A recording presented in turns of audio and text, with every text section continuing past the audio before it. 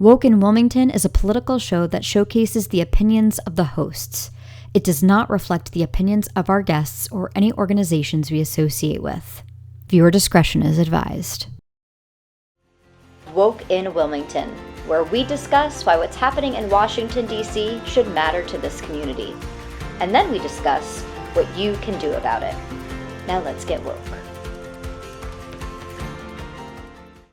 Hi, welcome to Woke in Wilmington. I am Ashley. And I'm Chance. And I'm Caesar. And this episode, we're just going with the flow. It's we're off script today. I don't know how to be the ringmaster in this circus, but here we go. We're going to try and see how it goes. So how was the past week? Because I know it's been busy for all of us. Who wants to go first? I was going to say, Caesar, do you want to go first? You want to talk about your past week? So I've been recovering from, the signing of the big, beautiful bullshit bill. Yeah. And I remember I had attempted to read all the pages of said bill. I don't think I even got, I remember when you were doing that. It was painful. I don't know, because it doesn't have a page number. It's just a continuous wall of text. So I don't know how far. All I know is that I read that thing for 3 hours. Congress read it out loud. It took 15 hours. I know it was nowhere near the end of that thing. And it was just, I hate to agree with the South African monkey man, but yeah, it's full of pork. Oh, okay. You're talking about Elon Musk. You were confused? I was confused when you said South African monkey man. I didn't know where it was coming from. But yeah, continue. You accused me of being racist? I didn't know what you were talking about. You say a lot of out-of-pocket stuff sometimes.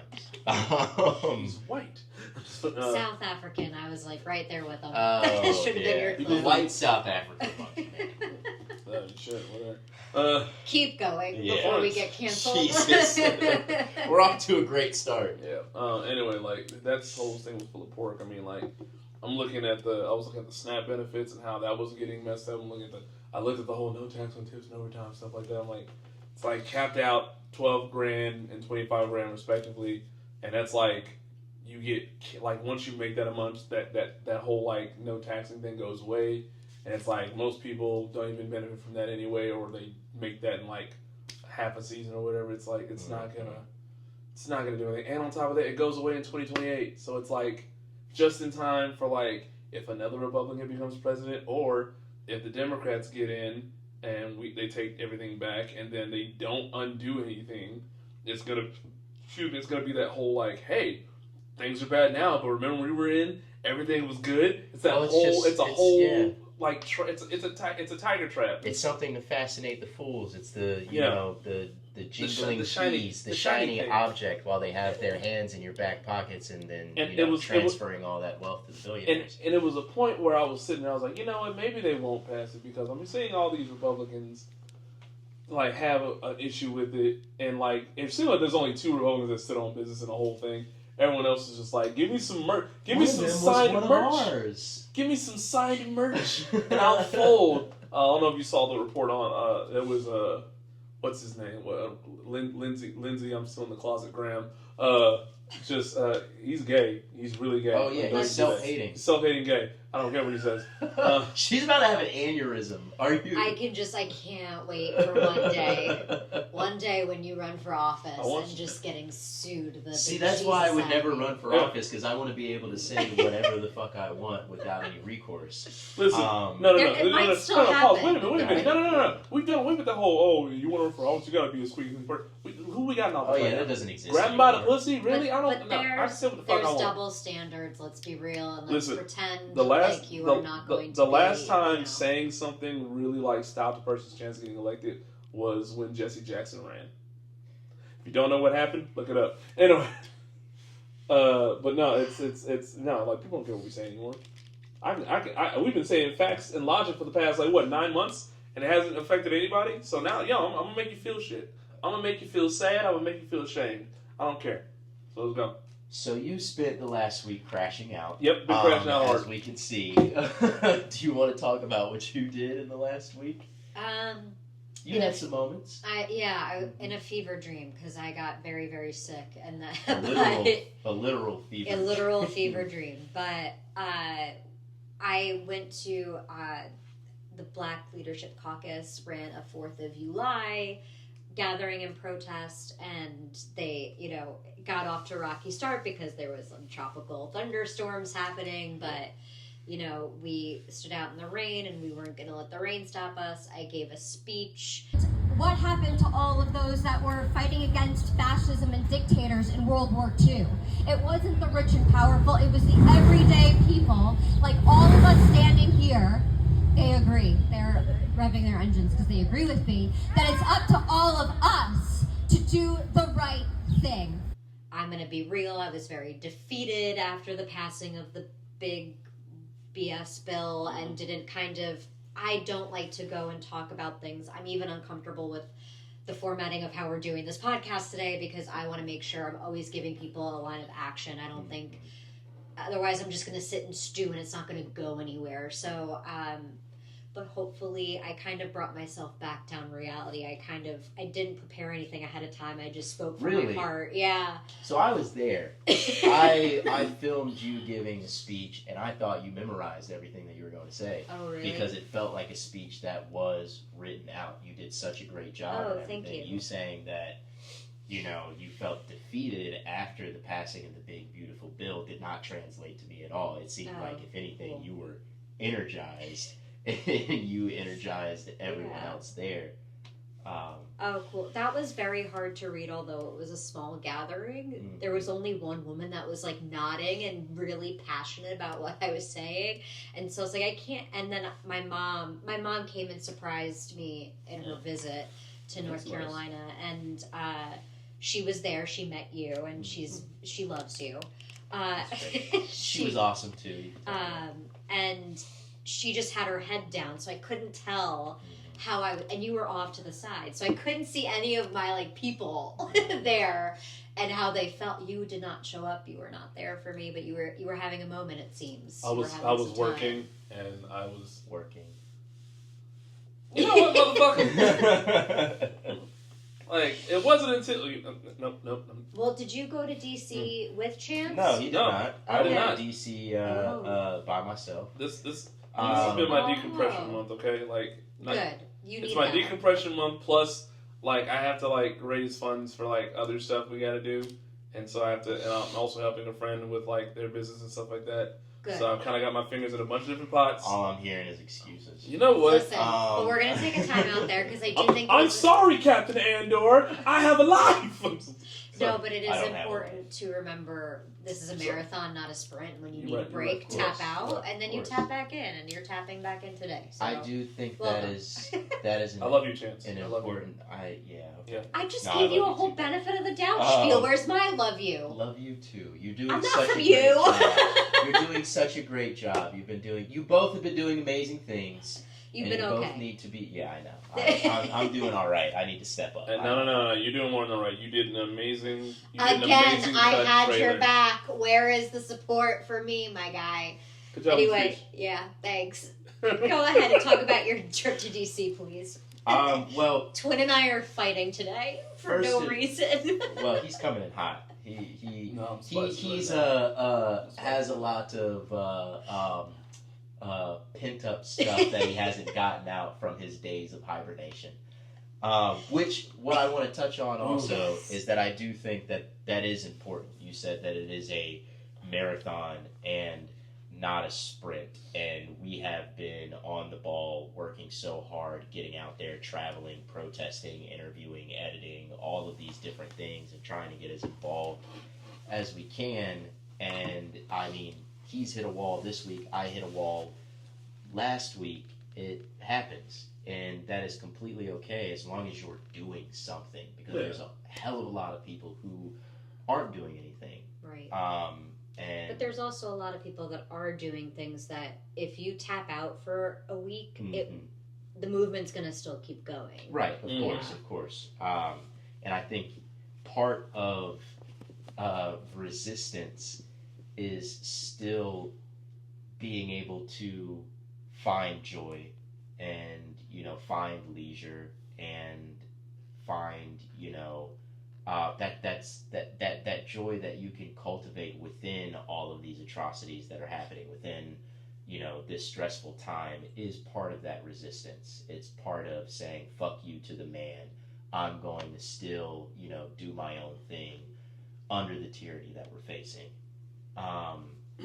So for the 4th of July, instead of,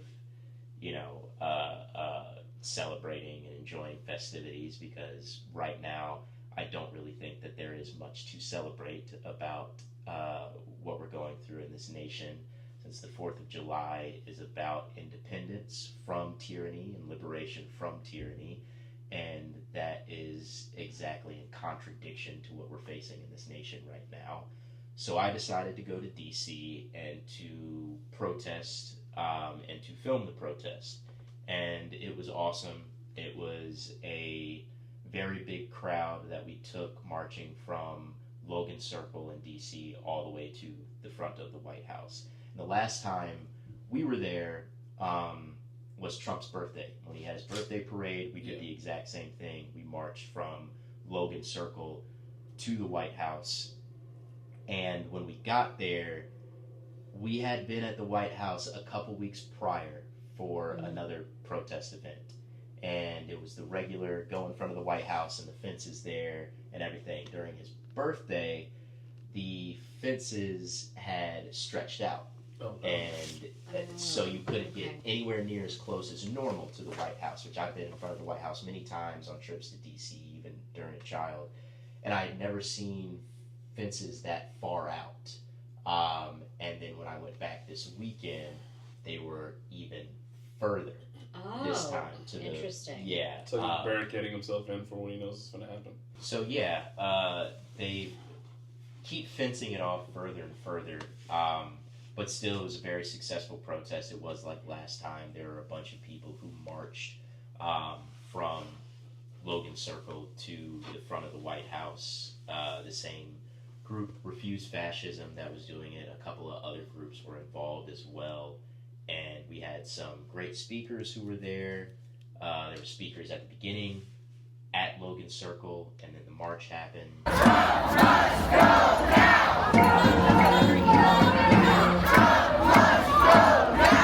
And then we marched to the White House, where I would have to say is the most substantial, or maybe not substantial, but the loudest counter-protesters that I've seen. So we got to the White House, our gigantic crowd, and there were about 3 black women and a black man, and then 2 white kids who were there. I don't think they were affiliated. I think they just ended up being there. And the black women were holding up signs that said DEI, deport every illegal. And they were yelling about God bless Donald Trump, and they were pretending like they were calling ICE to come and arrest us because we were all illegals and everything. They were saying that we were paid protesters. So I was like, this is wild. This is insane that, these people are out here speaking against their own interests, advocating for somebody like Donald Trump while being members of the black community, and then having the nerve to say that we're paid protesters when we're a crowd of like 1,000 people strong. Right. And they're a handful of people who are speaking against their own interests. I'm like, who do you think is probably the one being paid? The small handful of people who are speaking against their own interests, or the large crowd of people over here? Can I jump in and ask a question in regard to that? Because, again, let's state the obvious. I am white, and the both of you are men of color. We can get into how you guys prefer to be referred to, because I know some of my friends are like, I am black, others say African American, and I have a whole education of what I need to learn and would love to learn from the both of you. When I see black folks supporting the White House resident, I get very confused and don't know what to attribute that to, because again, like you just said, it's against their own self-interest, and there's a cultural thing obviously that I'm missing out on. So can you explain to me and all the folks that are of wanting to be educated but are ignorant? It is something that's deeply ingrained in culture in America. It is proximity to whiteness. It is within our history as Americans with the white supremacy that is ingrained in this nation. White supremacy has always been upheld by co-opting people of color to justify it. So, you have... So white supremacists are convincing certain groups of black people. It's not even convincing. It's not even convincing. It's a weaponization of the phrase, I can't be racist, my best friend is black. It is a weaponization of that phrase.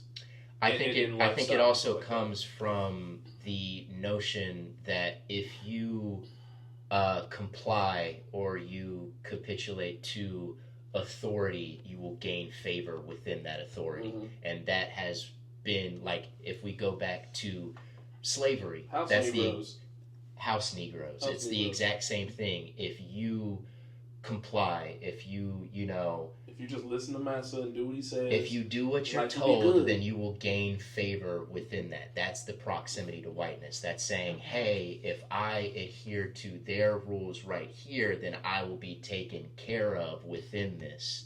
It's what they were talking about when we were out there during the protests. They were talking about how they didn't want to pay for illegal immigrants to live. They cared about their money. I know, they're completely misinformed, and even if they weren't misinformed, I guess their own wealth and excess supersedes human rights, which is, their own thing to be able to deal with.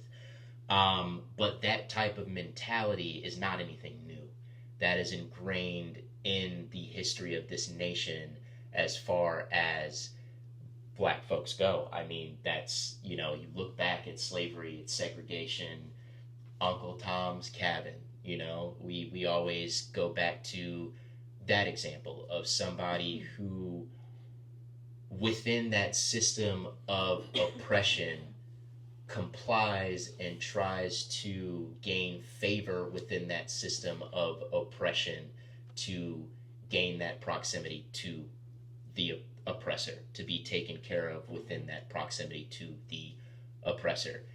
And that's exactly what we're seeing, which it is confusing, for somebody to speak against their own interests, but it's not new. So I've heard, and again, this is not reflective of my personal beliefs. This is what I have heard people say, and I would love for you guys to give the response that should be given, because I'm always dumbfounded by the question. Mm-hmm. Is it that these groupings of black people that are into the Republican mentality that they need to be educated?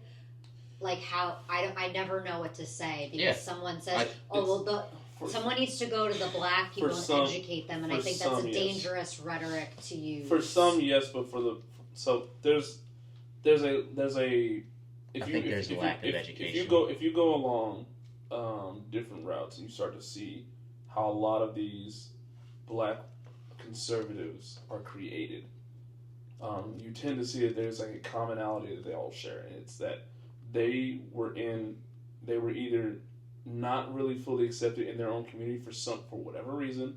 They might not have felt at home, maybe because a lot of us like to use the fly in the milk scenario, where it's like maybe you went to a different area where you didn't get to interact with a lot of people from your community, or a lot of people from certain areas that also happen to be black, but your experiences, you were mixed in with a lot of either mixed heritage kids or Caucasian children, and you adapted to their lifestyle, but then when you were reintroduced back into your native community, you didn't jive with other people, and you may have been ridiculed, you may have been looked at differently, things like this happen, and these slowly create the people that we see that come out online as black conservatives, people who are always talking about how the NAACP ain't nothing, or Martin Luther King was this, that, and the third, and they'll praise him for what he spoke against, but then at the same time do things that directly contradict what he was teaching about. This is where you get your Thomas Sowells. This is where you get your Clarence Thomases. This is where you get your Candace Owens and Clyburns and all that type of stuff. And notice that as I went down, I went from conservative all the way to liberal, because Clyburn is one of those that you create this we call it respectability politics, where it's like we chastise other black people for acting a certain way based on our culture, because we tend to other it, or we tend to demonize it because it's associated with like gang culture, violence, drug, all poverty, and all that type of stuff. And these black conservatives will latch on to that. And these are things that white people have used against the black community to always be like, put us down and always say, you're always doing this stuff. But these black conservatives will take those same argument points and be like, well, I'm not like that. And because I wasn't like that, I wasn't accepted in my community. So therefore, I'm not the problem. It's them. And it's like... But isn't that just perpetuating the same mentality? It's perpetuating the same mentality. It is. Yeah. And I think that is a pathway. As I said, it's not. But this is like a commonality that we're seeing. Right. I think that I do think that is a common pathway. But if we're talking about people who are part of the black community, who are black conservatives, who are actively, voting and supporting things that are against their own interests, it boils down to ideological differences. And ideology is a choice. Somebody saying that, hey, instead of trying to champion something that could be beneficial to all, I'm going to try to assimilate to this system that does not benefit my people or my culture broadly, but because I believe that I can benefit from it solely, then I will adhere to that system and try to be the anomaly within that system. So that's one of the good ones. So that's what I mean when I say proximity to whiteness. There are people who, within the black community, would rather prioritize their own profit over the well-being of other people. And I believe that is a right-leaning conservative ideology. And that's where that choice comes in. So when you have people that would rather choose... Finish your thought.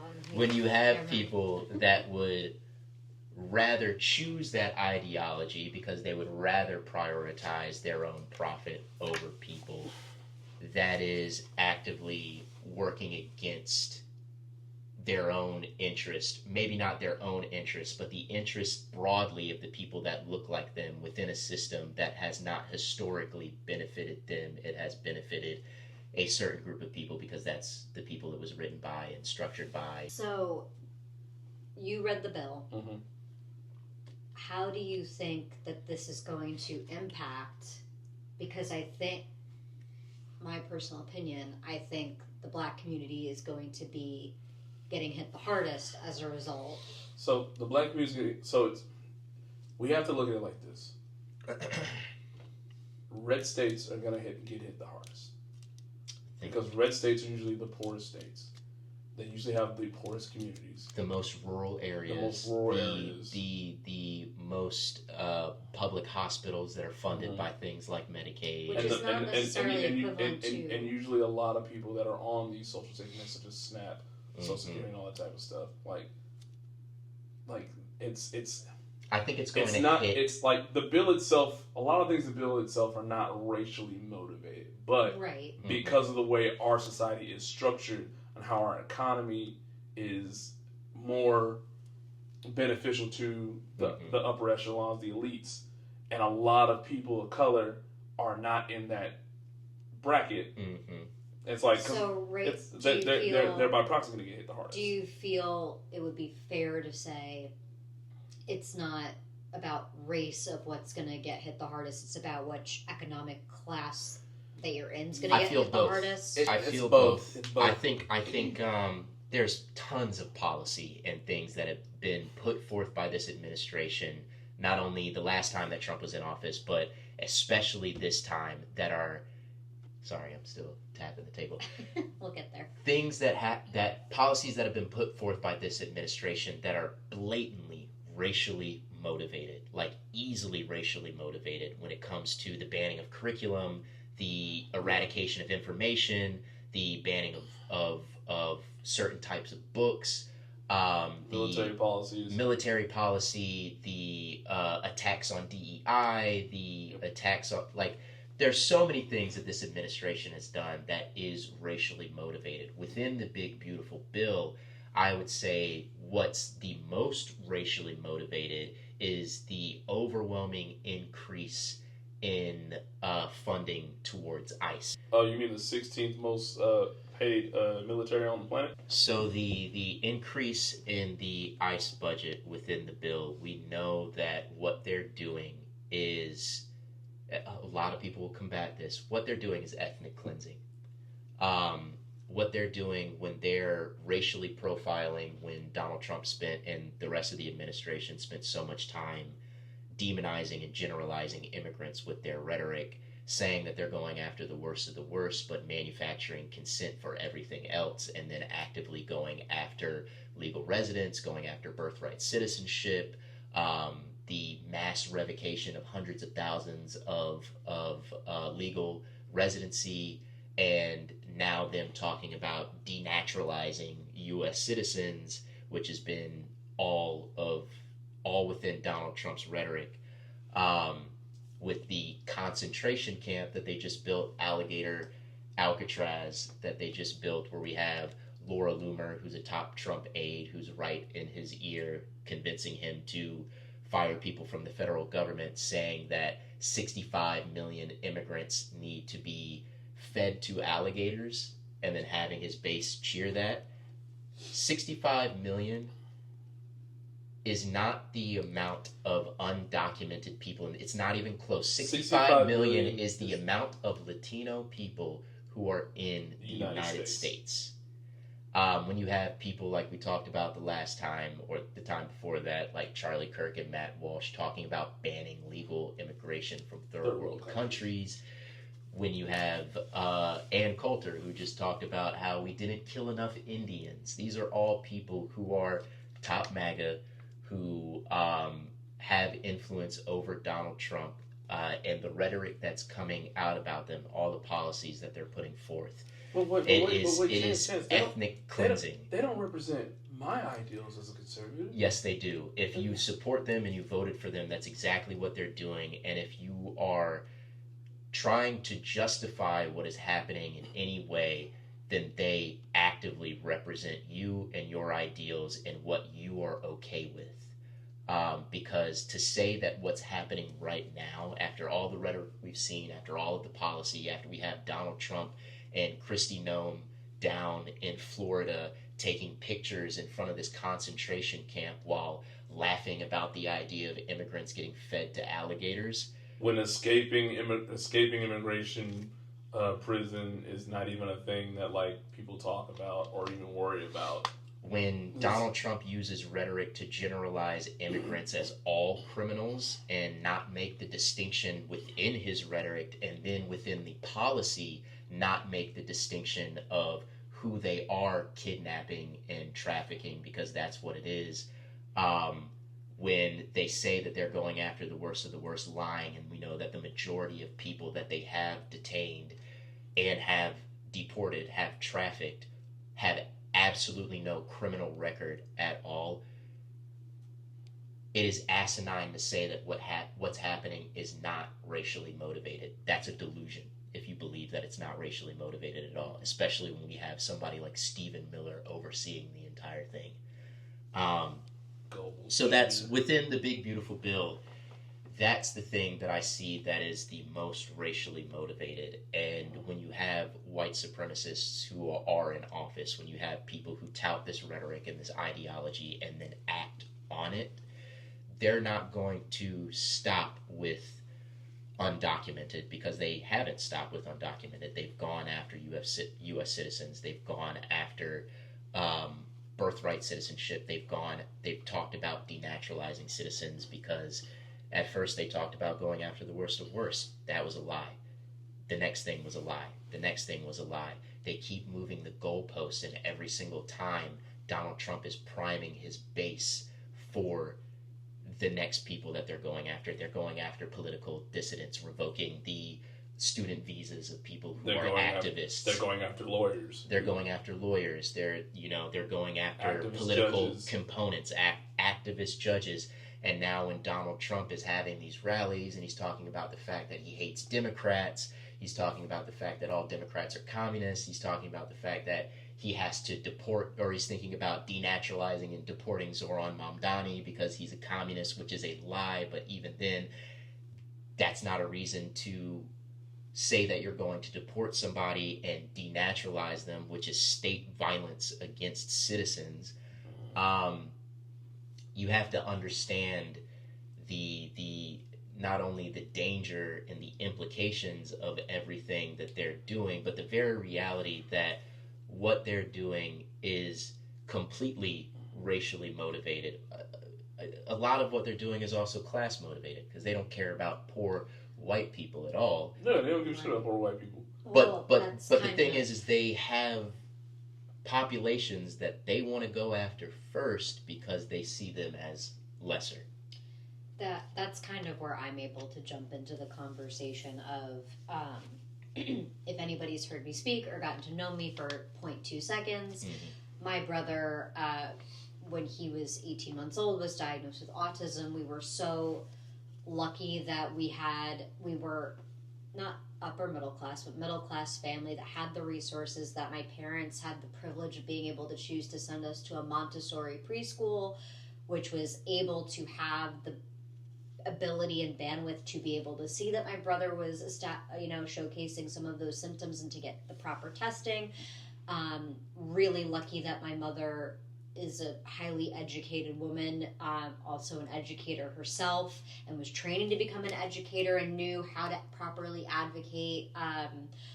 Also thankful that we just all got a bunch of strong personalities that weren't going to take no for an answer. We're proper advocates for him. But for anybody that didn't have one of those traits in the magic of what has created my brother into the person that he is today, he'd be having a very different story, one that most folks with autism have, into adulthood. And I don't want to speak in generalizations of what I've seen because that could also be reckless, but I know that my brother being able to look me in the eye and tell me that he loves me and that he is so sweet and kind of and caring is a very rare blessing that we get to have.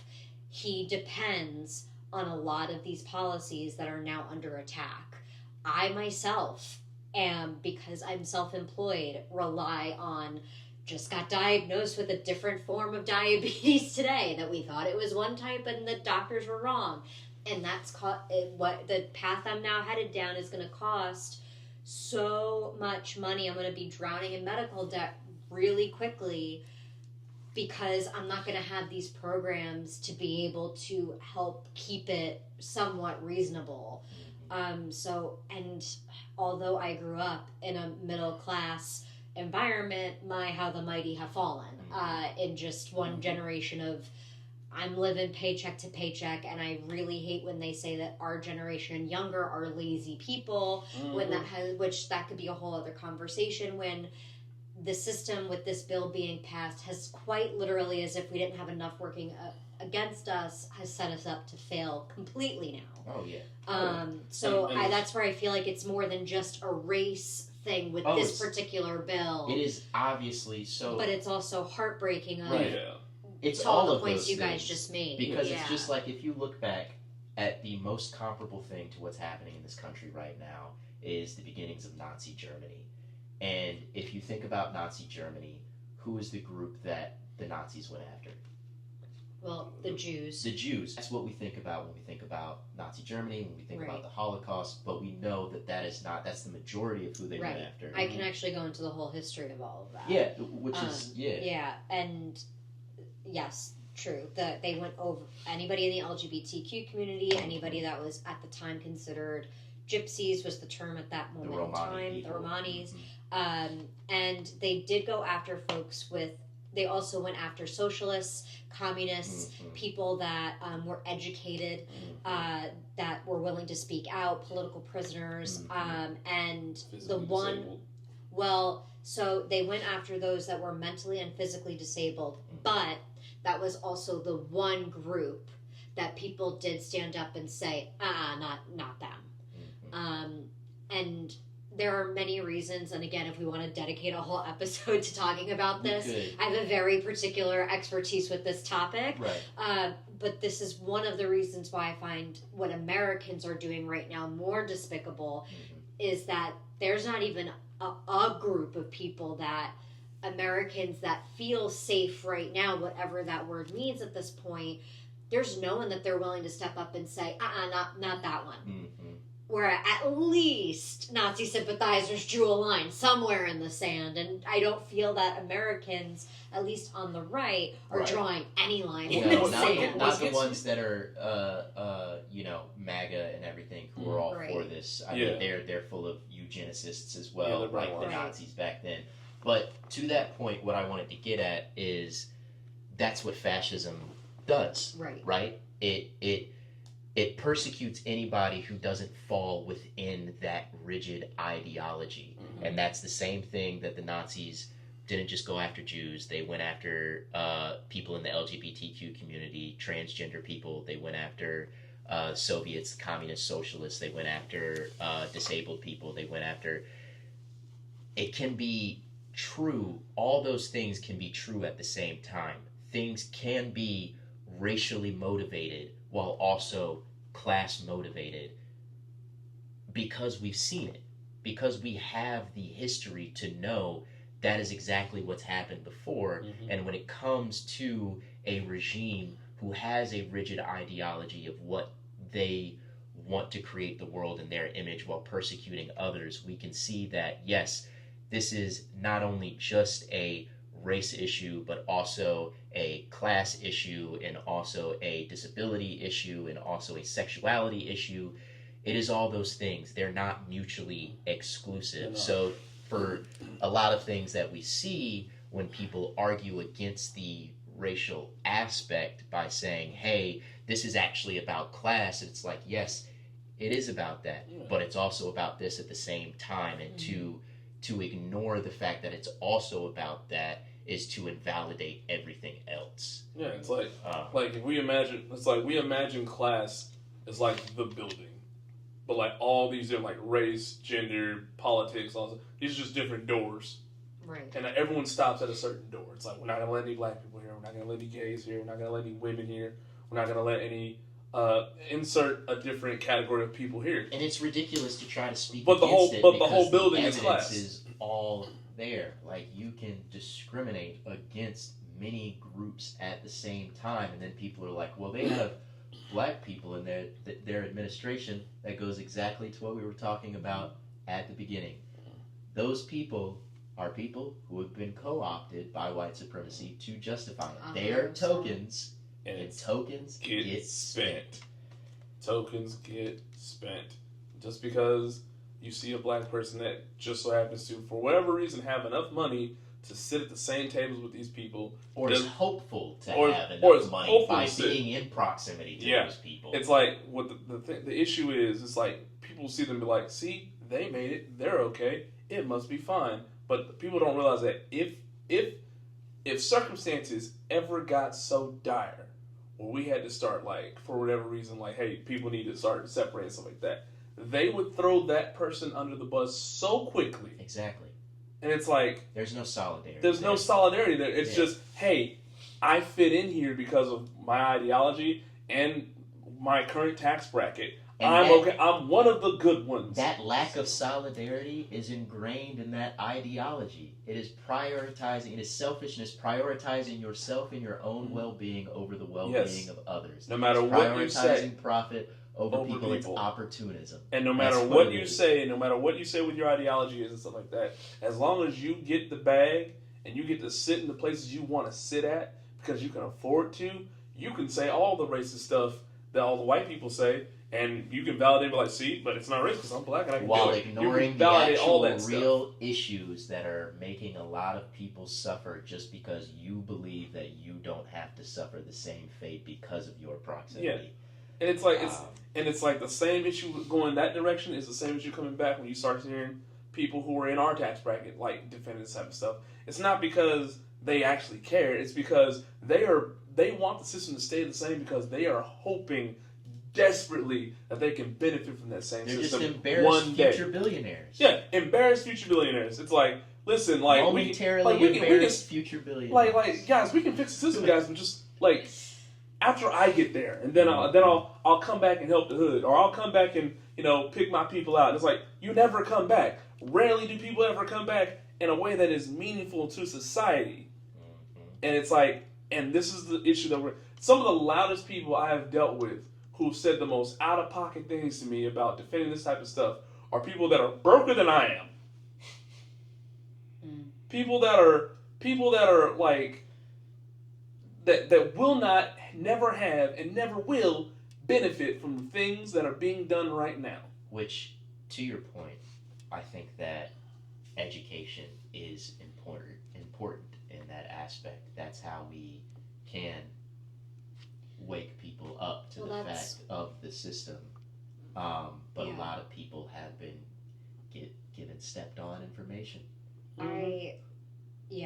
That kind of reminds me of a conversation I had with a relative of mine when they asked me, who do you think should be in charge of a child's education? And my response is educators, the people that have gotten a degree in it and specialize in it, and the people whose job it is to do job that. it is. Exactly. What did they say? The parents. The parents. Oh my and God. my biggest problem is you're teaching your kids every day when they're at home, and you bring them around your family, your friends. They're getting an education from you. I'm saying even home. But the point of education is to expand your knowledge base, and then making a decision. If you still walk away having the same beliefs as your family after hearing all the different perspectives, then that's great for you. That's great for you to have those beliefs, and you have be strong in your convictions of those beliefs, and more power to you.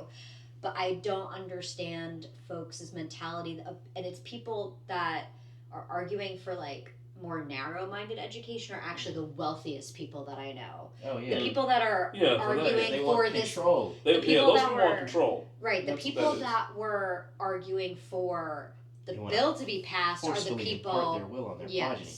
Well, right, but the people. It's also interesting though that the people that argue for the policies in the bill that just was passed are the people that depend on it the most. And it's perhaps a lack of education. So I don't understand that dichotomy of how this is all happening. I don't understand when you're, in theory, if you're wealthier, it means you probably came from an educated background. Right. That afforded you such opportunities to have your wealth that you've amassed. Right. Unless you're a religious fundamentalist. Yeah. Right. So I just... And really, ultimately, it doesn't really matter how you got your riches. It's like, as long as you were in that class, you want to keep it within. You want to keep what's yours, and it's like we have to be honest with ourselves and get past our ego and be like, when you get to a certain point, you want to protect what you have. Right. I mean, even in our state right now, I want to protect what I have. You want to protect what you have. You want to protect what you have. I like don't everything. Have much to protect, but you don't have much to protect, but you want to protect it. Right? Much to give away. Everything that we individually earn that gives us satisfaction in our lives right now, we don't want that taken from us.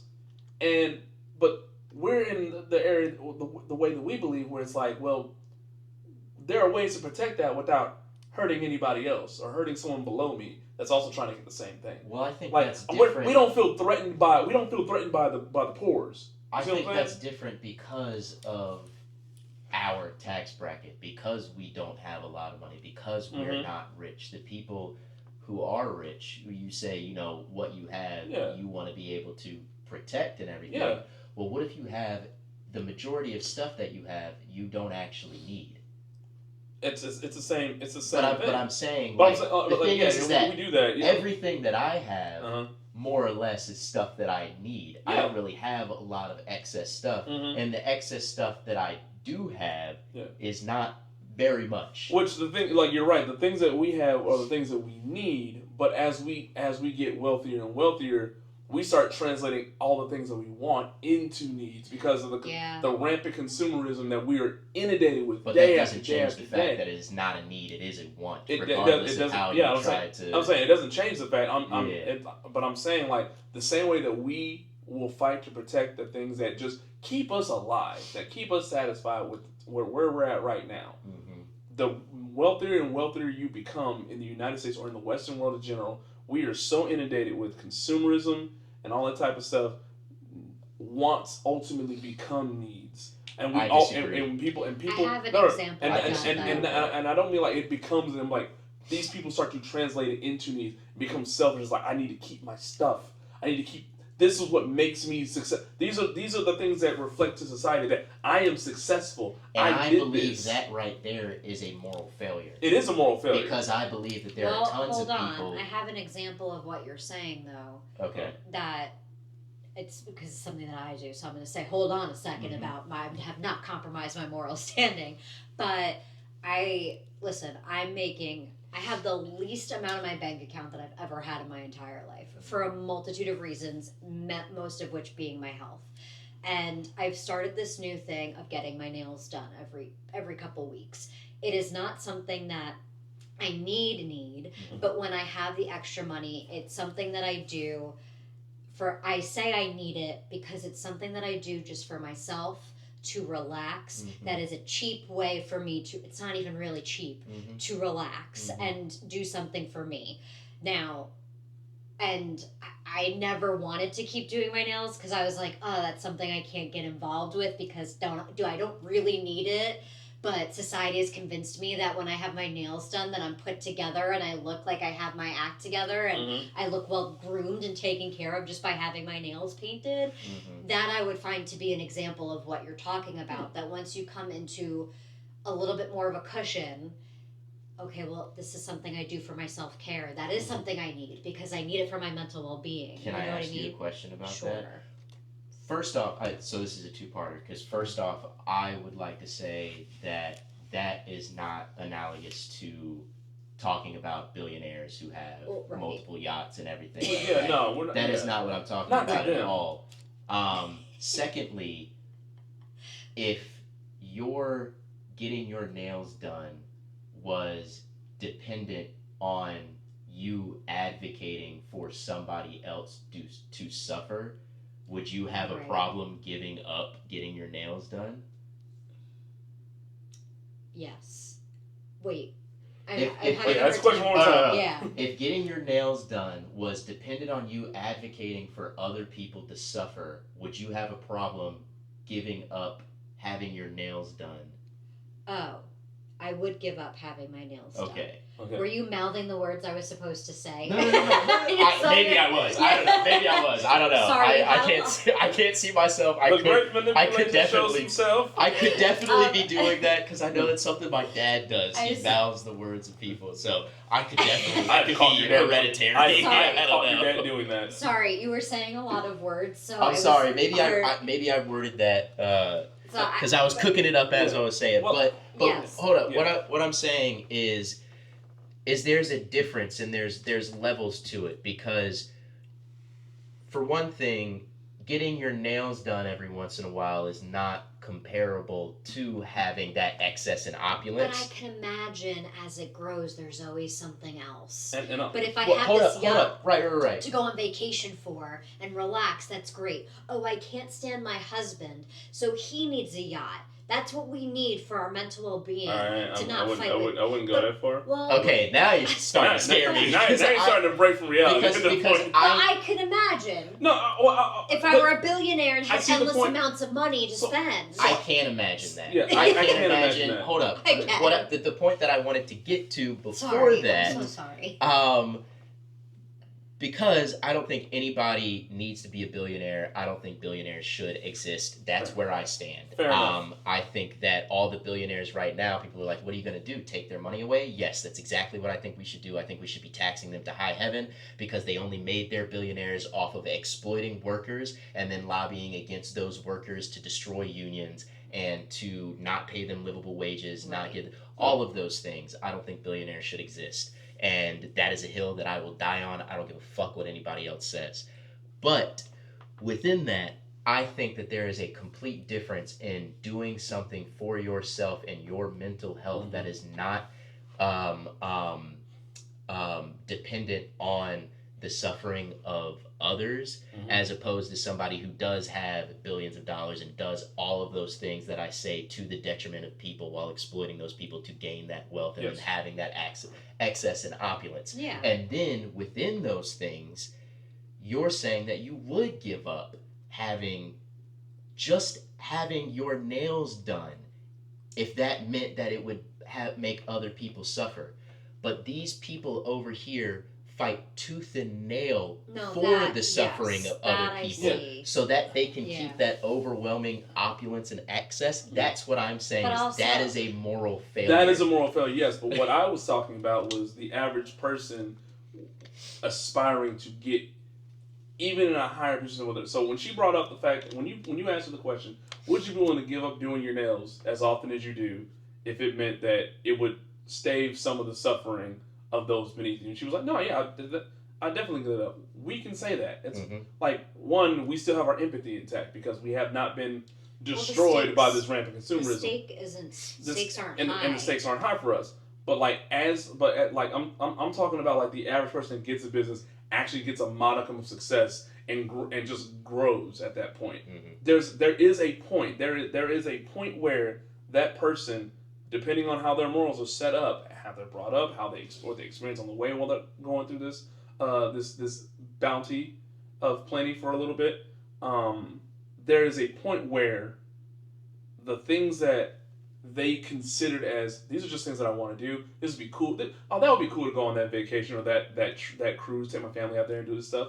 There's a point where you start to rely on these things as not just a thing to do, but a thing that symbolizes your success and your wealth. Like, so it's ego. It's ego. Yeah, and that's what I was saying. The problem. And that's what I was trying to say. Is like, yes, I wasn't speaking on behalf of the billionaires that are already up there and that have no moral, But if your aspiration is to become one of the billionaires that are up there and everything like that, while you're actively working on your growth, there's no problem with growth. There's no problem with building a business, but there is a problem with exploiting your workers so that you can steal most take most of the profit. But again, this is why I didn't say billionaires. I'm talking about people that are just trying to go up. I'm saying the people that are just trying to go up to the higher tax bracket. There's a difference between trying to grow your business ethically and paying your people what they are owed and giving them benefits. I also am curious, though. Sorry to interrupt. I'm curious of,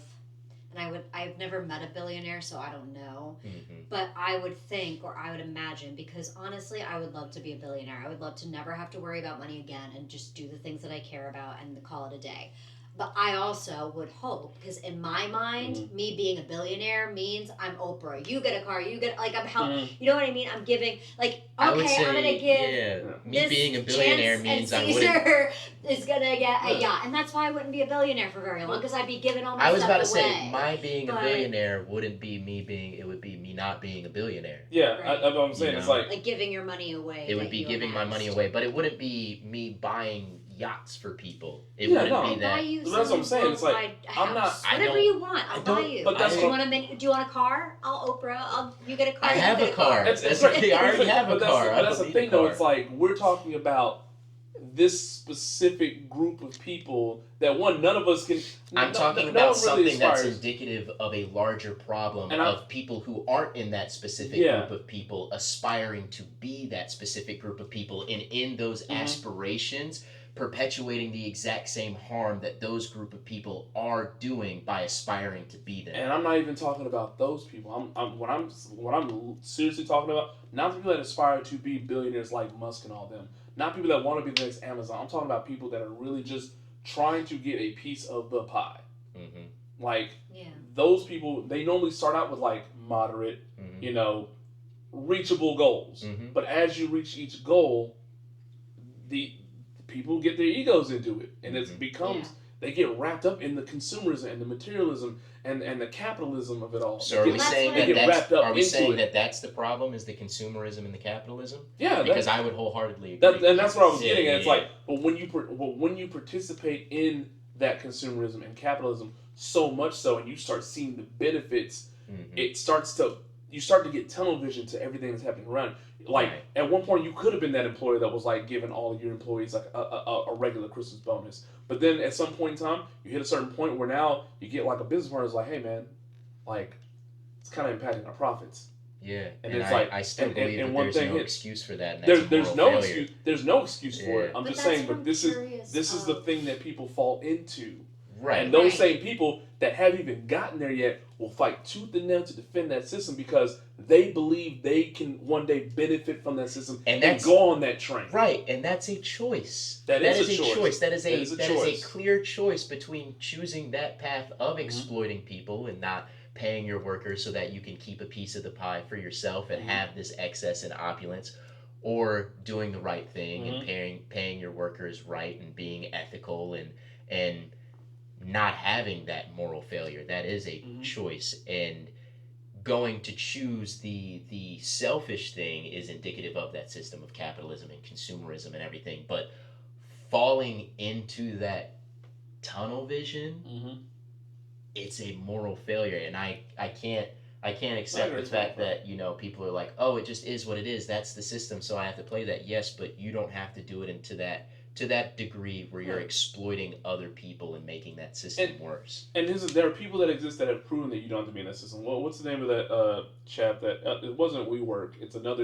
a credit card company or something like that. But he's not he could be a billionaire right now, but he's not because he gives every like big whatever quarterly earnings he gets, whatever you call it, whenever they say, hey, here's a bonus because he hit profits and stuff like that goes to the employees. Right. He does it every time.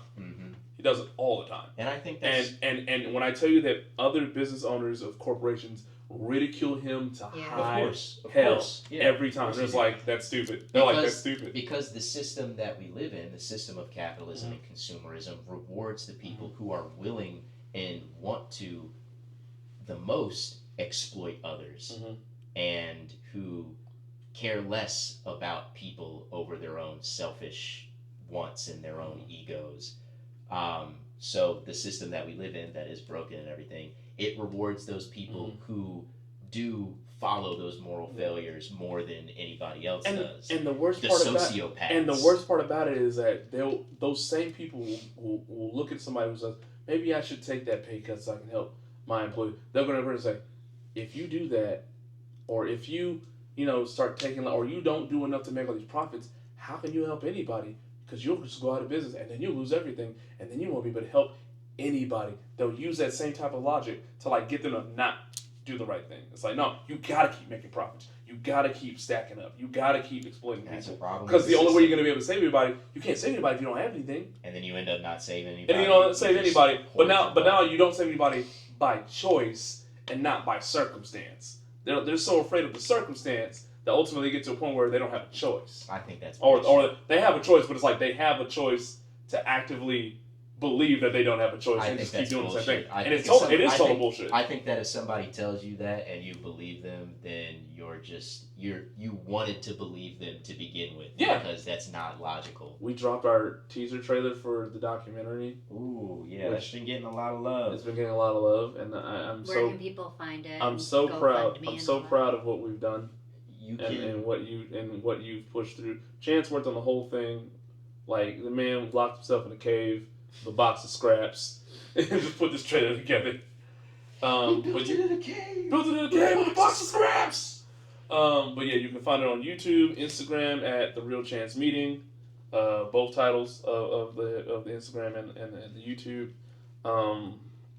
It's 2 minutes and 34 seconds long, I believe.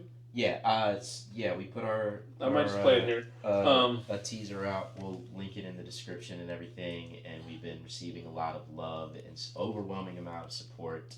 We're doing a crowdfunding campaign right now for the documentary. It's an ongoing project, and right now we're just working on gathering as much footage and going to as many protests as possible to document dissent and tell the stories of these people who are working so hard and sacrificing their time and their lives to organize and lead this movement, especially over in this area. So we're hard at work. We're meeting a lot of new people, and we're just doing our best to make something special. Is that your would you guys That's say that's your positive. positive of the week? Yes, Is that your positive that's of the pretty week? much the positive of the week. What's your positive? I got nothing else. Not political related at all, but I'm finally going on vacation this year with my mom. We're going on a celiac cruise, so I'm very excited about all that. All gluten-free food the whole time? A whole week where I don't have to think about what I eat or put in my body. I'm very excited. 24-hour room service? It would be a damn shame if the DJ was like drinking like a Bud Light the entire time. Well, it's an ocean cruise, so we get like a certain section of the boat that's 100% gluten-free, but the rest of it is, other patrons are I've already got the Rugo bird machine in my head. Yes. Final Based on your autoimmune disorder. But, okay, so what's the action that you would like people to walk away with? Because usually we give organizations at this time that people can work with, right. But this is a little bit different. So what is the action that people can do? July 17th, there is a nationwide protest. Go to the protest. Go July 17th. Here is happening at Dramtree Park at 6 p.m. on July 17th. Yep. If you're not around this area, find the closest protest near you and just go. Even if you got to go by yourself, get out there, protest, become part of this movement. There's no excuse. Make it happen. And Chance will be speaking at that. I will not be there. I will be on my vacation, but I will see everybody there next time. Are you going to that? Sir? I'm trying to. No, he's going to be. He has to. He's got to film. He's going to be there. I'm doing the best I can. No, you're going to be there. You missed DC. You're going to be there. And it's at 6 p.m.